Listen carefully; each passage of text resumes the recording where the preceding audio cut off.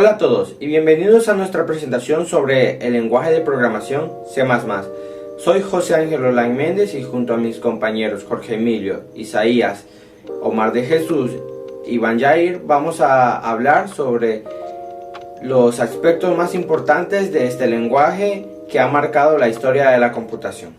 Para empezar hay que dar una pequeña definición de lo que es un lenguaje de programación y por qué C++ merece nuestra atención. Un lenguaje de programación básicamente es un conjunto de reglas y símbolos que permiten a un programador dar instrucciones a una computadora, así como nosotros nos comunicamos en lenguaje español o inglés. La computadora entiende ceros y unos. Y el lenguaje de programación actúa como un puente entre nuestra lógica y el hardware. Ahora bien, ¿qué caracteriza a C++? Primero, es un lenguaje compilador. Esto significa que nuestro código fuente se traduce directamente a código máquina mediante un compilador, generando una ejecución muy rápida. A diferencia de lenguajes interpretados como Python o JavaScript, no necesita un intérprete en tiempos de ejecución. Segundo, es un lenguaje multiparadigma. Podemos escribir código procedural al estilo C, podemos usar programación orientada a objetos con clases y herencias, y también programar genéricamente con plantillas. Esta flexibilidad es una de sus grandes fortalezas. Además, se considera un lenguaje de medio nivel, porque aunque ofrece abstracciones, nos da control directamente sobre la memoria y los recursos del sistema, algo que lenguajes más modernos suelen ocultar. C++ nació a finales de los años 70, cuando el científico danés B. Ejner Strom trabajaba en los laboratorios Bell. Él quería extender el lenguaje C, ya que era muy eficiente, añadiéndole características de alto nivel, específicamente la programación orientada a objetos. Así creó una extensión que se llamó C with Class o C con clase. Luego evolucionó hasta convertirse en C++. El nombre lleva el operador de incremento, más, simbolizando que es una mejora de C. Desde entonces el lenguaje ha pasado por múltiples estándares: C++ 98, C++ 11, C++ 17 y C++ 20, y sigue en desarrollo. Quizás algunos piensen que C++ es un lenguaje viejo y obsoleto, pero nada más lejos de la realidad. Sigue siendo el protagonista en áreas donde el rendimiento es crítico. Por ejemplo, en la industria de los videojuegos, motores como Unreal Engine están escritos en C++. Sistemas operativos como Windows o Mac tienen un gran porcentaje de su código escrito en C++. Navegadores como Chrome o Firewall usan C++ en su motor de renderizado. En sistemas financieros, donde cada microsegundo cuenta, C++ es la herramienta preferida. Incluso la NASA utiliza para procesar datos de misiones espaciales. Así que aprender C++ no es solo un ejercicio académico, es una puerta de entrada al software de alto rendimiento. Vamos a ver cómo se escribe un programa en C++. Empezamos por el programa más sencillo, el famoso Hola Mundo. El código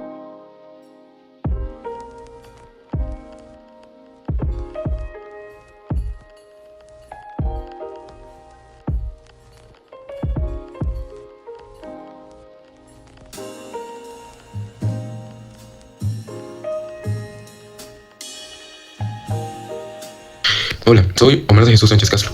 Mi compañero acaba de mostrarnos la estructura básica de un programa en C++ y las palabras reservadas.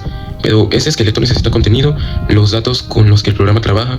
Por eso hoy vamos a hablar de tipos de datos, variables constantes como entrar y salir información, y los operadores que nos permiten manipular.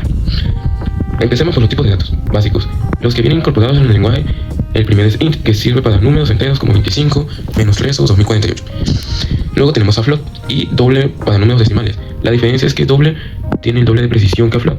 Para caracteres individuales usamos char, por ejemplo la letra A, o el símbolo gato. Para valores de verdad o falso está bool, que solo puede ser true o falso.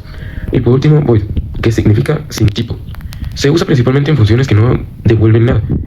Cada tipo ocupa un tamaño en memoria que podemos conocer con el operador syseof. Por ejemplo, normalmente un int ocupa 4 bytes, un char, un bit, un doble 8 bits, aunque esto puede variar según el compilador y la arquitectura. Bien, ahora para trabajar con datos necesitamos variables. Una variable es un espacio en memoria al que le ponemos un nombre y donde guardamos un valor de un tipo determinado. La sintaxis es muy sencilla. Primero el tipo, luego el nombre y opcionalmente un valor inicial. Por ejemplo, int edad igual a 20. O float se le asigna el valor actual. También podemos declarar varias variables del mismo tipo en una línea. Int x, y, z. Si queremos que el valor de una variable no pueda cambiar, usamos constante en C++. Tenemos dos formas, la directa, define, que es más tradicional, y la palabra clave, const. La forma moderna y recomendada es const. Por ejemplo, const doble p1 es igual a 3.1416. A partir de esta declaración, pi no puede modificarse. Si intentamos cambiarlo, el compilador nos da error. Vaya de Una vez que tenemos variables, necesitamos darles valores y mostrarlos. Para eso usamos la biblioteca islearn, que ya vieron en el Hola Mundo, Code se usa para mostrar información en pantalla y sin para leer datos para el usuario. Ingresa por teclado, veamos un ejemplo. In edad, Code, ¿cuántos años tienes? Sin, edad, Code, tienes edad, años en. Fíjense en la edición de los operadores. Va con Code y apunta hacia la consola. Va con sin y apunta desde el teclado hacia la variable. Es fácil recordarlo porque Code escupe hacia afuera y sin recibe hacia adentro. Ahora pasemos a los operadores. Son símbolos que nos permiten hacer operaciones con los datos. Los clasificamos en varias categorías. Primero los operadores aritméticos. Suma, resta, multiplicación, división y módulo. De porcentaje. Que da el resto de una división entera, por ejemplo 10 porcentaje de 3 es 1. Luego los operadores relacionales, comparan dos valores y devuelven un booleano. Son dos veces igual para igualdad y igual para distinto. Mayor, menor, menor igual, mayor igual. Muy importante el de igualdad. Son dos signos igual, no confundir con igual, que es asignación. También tenemos los operadores lógicos, que significa y, que significa o, y, que significa no, usan para combinar condiciones. Por ejemplo, si queremos comprobar que un número entre 0 y 10, escribimos x, esto de mayor que 0, y x menor que 10. Otro grupo importante son los operadores de asignación. El básico es igual, pero hay formas abreviadas que combinan una operación con la asignación.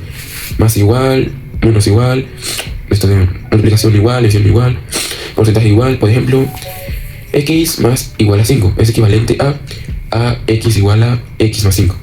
Y por último, los operadores de incremento y decremento. Dos veces más, y dos veces menos. Pueden ir antes o después de la variable. Y eso afecta el momento en que se realiza el incremento. Si hacemos x más más, se usa el valor actual de x y luego se incrementa si hacemos más más x. Primero se incrementa y luego se usa. Es un detalle sutil pero importante. Con todo esto ya tenemos las herramientas básicas para almacenar datos, leerlos del usuario, hacer los cálculos, mostrar los resultados. Son los ladrillos con los que construimos cualquier programa. En la siguiente parte nuestro compañero le mostrará cómo podemos controlar el flujo de esos datos, tomar decisiones y repetir acciones. Bueno, buenos días, soy Iván Luna. Soy el que sigue a explicarle un poco el tema de estructuras de control y funcionamientos del C++. Bueno, pues aquí para explicar un poco de lo que trata este tema. Cuando hablamos control, necesitamos tener un tipo de base o estructuras. Y primero podemos empezar explicando las estructuras condicionales. Y una de ellas, la mayor parte se encuentra en inglés. Una de ellas es la más básica de los condicionales de control en programación. Sería el if. El if, su significado en español, significa sí. O sea, es, por ejemplo, una condición. Si hoy llueve, caerán gotas. Un ejemplo, ¿no? La condición va entre paréntesis y el bloque entre llaves. Aquí podríamos mostrar un ejemplo del if implementado. Igual podemos añadir otra palabra clave, otro condicional, que es else o else, como está escrito en español. Y tiene un significado en español de también. Igual se puede utilizar cuando la condición no se cumple, cuando una condición no se cumple. Else if, para encadenar varias condiciones. Igual podemos tener un ejemplo aquí arriba. Cuando tenemos muchas o más condiciones, depende de un valor de una variable. Podemos usar switch para darle un poco más de énfasis a este valor exacto de la variable. Utilizamos switch. Es más limpio que si utilizáramos un montón de if.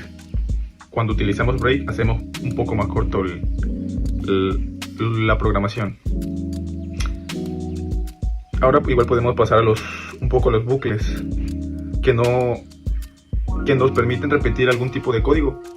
El primer bucle es for, igual una palabra en inglés que su significado es para, y el for se usa cuando sabemos de antemano cuántas veces queremos repetir una acción.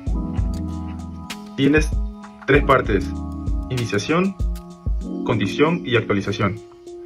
Aquí vamos a poder poner un ejemplo del for. Todos son condicionales. En programación todo esto se utiliza para utilizar condiciones. Y igual el segundo bucle que podemos encontrar sería el while. El while es su traducción en español significa mientras. Mientras es una condición, ya sea cuando estamos queriendo decir que algo sea verdadero, tenemos que poner while, pero la condición se evalúa al inicio. Si al principio es falsa, el bloque no se ejecuta ninguna vez. Y el tercer condicional es do while. Es parecido al while, pero la condición se evalúa al final. Aquí voy a poder poner un ejemplo. Es muy útil. Dentro de estos bucles, simplemente son para diferenciarlos de muchas diferencias y muchas cosas que podríamos vernos a nuestro día a día. Hasta aquí hemos visto que tomar decisiones, repetir códigos y organizar un tipo de programas es lo que podemos ver aquí en esta aplicación del C++. Creo que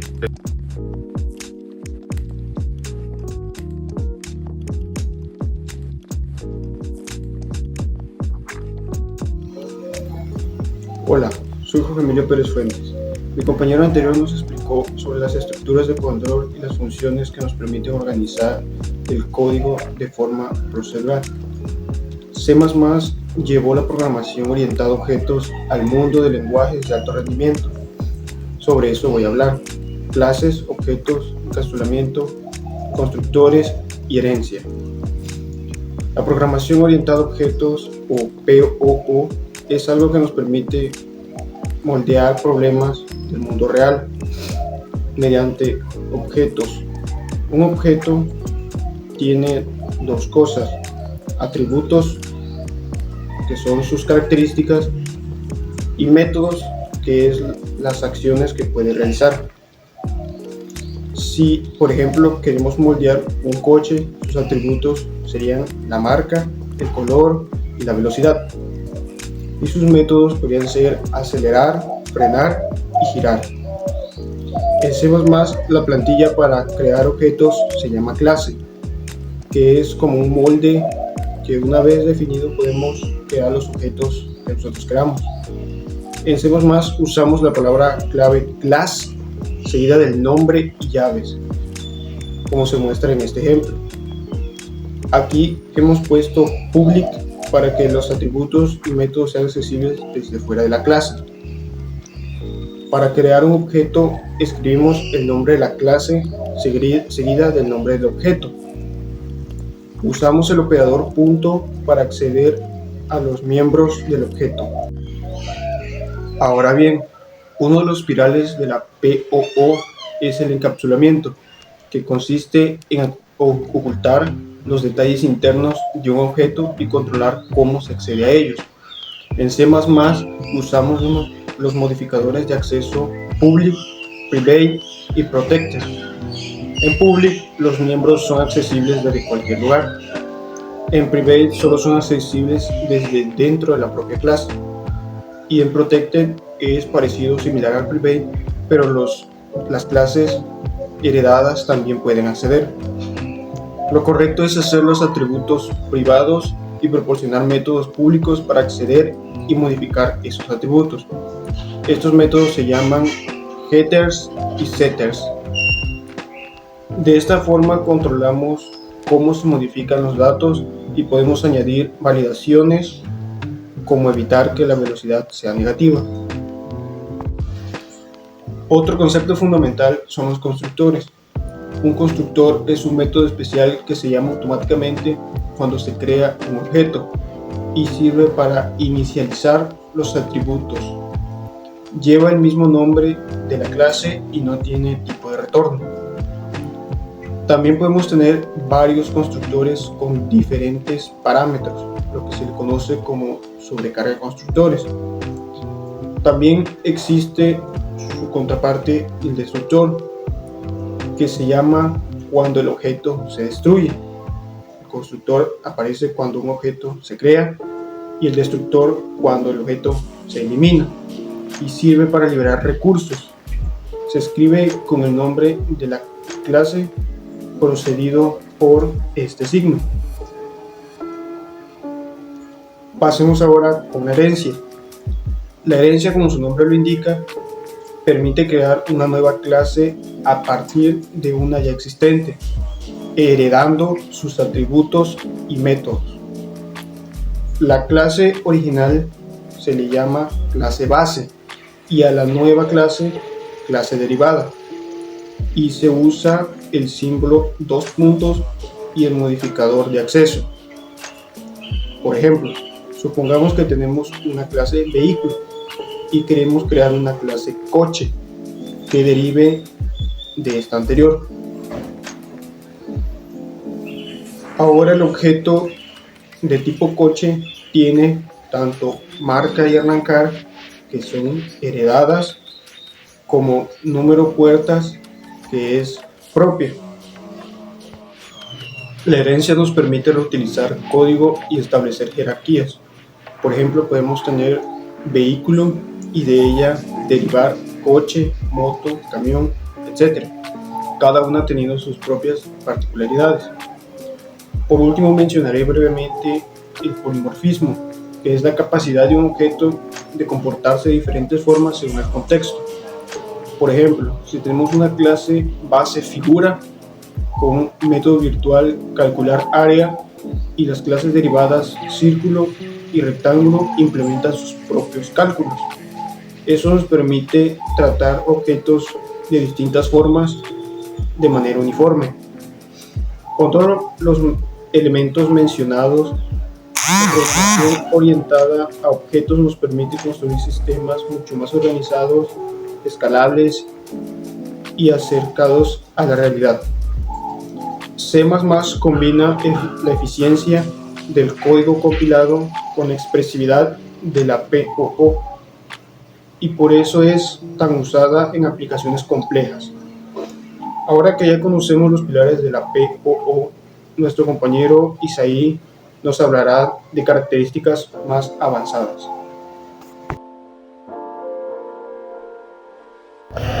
Buenas tardes a todos, yo me llamo Isaí Almeida Morales.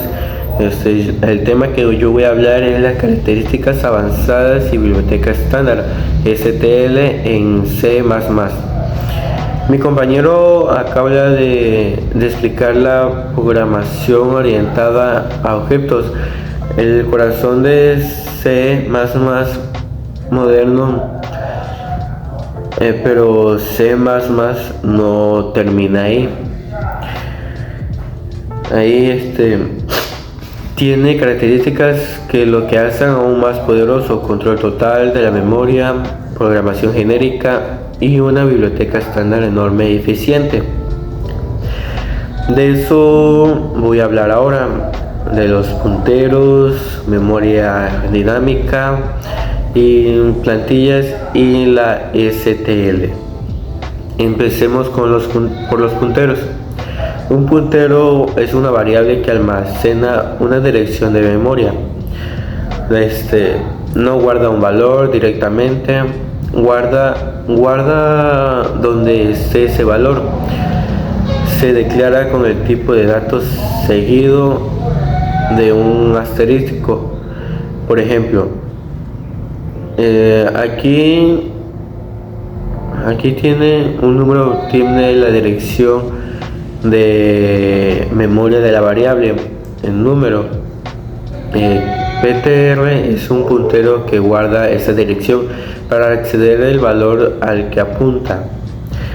Usamos el operador asterístico, llamado operador de desreferencia.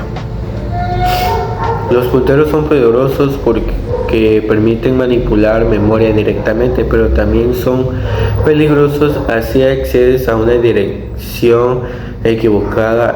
El programa puede romperse. Esto nos lleva a la memoria dinámica. Hasta ahora todas las variables que hemos visto se crean en la pila y su memoria se libera automáticamente al salir de su ámbito. Pero a veces necesitamos que un objetivo viva más tiempo, o no sabemos cuánta memoria vamos a necesitar hasta que el programa se ejecuta. Pero eso usamos en NERP y DLT. En NERP se reserva memoria en el montón y devuelve un puntero. En DLT se libera esa memoria. Por ejemplo, si trabajamos con arrays dinámicos, es importantísimo liberar la memoria cuando ya no la necesitamos. Si no la hacemos, se produce una fuga de memoria. El programa va consumiendo recursos hasta que el sistema se ralentiza o se cuelga. Pasemos ahora a las plantillas o templates. Permiten escribir código genérico, es decir, que funciona con cualquier tipo de dato. Por ejemplo, queremos una función que intercambie dos valores. Sin plantillas tendríamos que escribir una versión para int o otra para double o otra para string. Con plantillas escribimos una sola vez. Luego podemos usarla con enteros, decimales, caracteres, objetos, lo que sea. Las plantillas también sirven para crear clases genéricas, por ejemplo, un contenedor que puede almacenar cualquier tipo. Esta es la base de la STL, biblioteca estándar y de plantillas. La STL es una de las mayores fortalezas de C++. Es una colección de clases y funciones ya escritas, listas para usar, eficientes y probadas. Se divide en tres grandes grupos: contenedores, iteradores y algoritmos. Los contenedores son estructuras de datos que almacenan colecciones de objetos. Los más importantes son vectores, string, lins, mat y set. Bueno, los vectores son un array dinámico. Crece automáticamente cuando añadimos elementos. Es el más usado. Una cadena de string es una cadena de texto mucho más cómoda que las arrays de caracteres de C++. Lins, lista doblemente enlazada. Mat es el diccionario cable de valor. Set, conjunto sin duplicados. Esta ha sido nuestra presentación sobre el lenguaje C++. Espero le haya gustado y hasta luego.